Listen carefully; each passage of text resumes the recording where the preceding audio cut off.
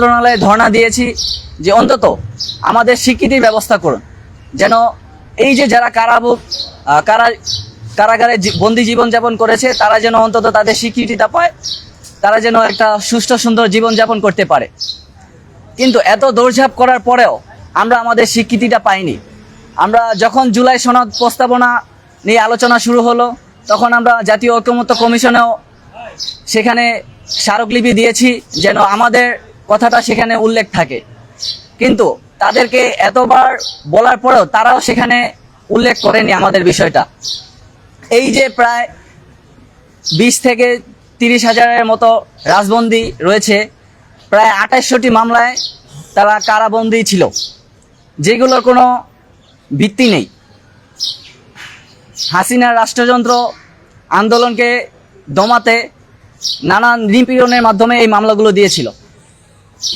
আমরা বলতে চাই যে এই যে এত লড়াই সংগ্রাম, এত নির্যাতন ভোগ করেও কেন আমরা এই ইতিহাসের অন্তরালে থেকে যাচ্ছি? আমরা আপনাদের মাধ্যমে বর্তমান নির্বাচিত সরকারের কাছে জানাতে চাই, আপনারা যে জাতীয় সংসদে জুলাই সনদ নিয়ে নানা ধরনের ইস্যু নিয়ে আলোচনা করতেছেন, সেখানে আপনারা শহীদ পরিবারদের উল্লেখ করতেছেন, আহতদের উল্লেখ করতেছেন, কিন্তু কারাবন্দীরা কোথায় গেল? অবিলম্বে কারাবন্দীদের স্বীকৃতি ব্যবস্থা করুন। যারা ভুক্তভোগী রয়েছে তাদেরকে আর্থিক সহায়তার ব্যবস্থা করতে হবে এবং তাদেরকে গ্যাজেটভুক্ত করে যথাযথ প্রক্রিয়ায় তাদেরকে স্বীকৃতি বাস্তবায়ন করতে হবে। জুলাই সনদে কারাবন্দীদের স্বীকৃতি এখন আমাদের কোনো একটা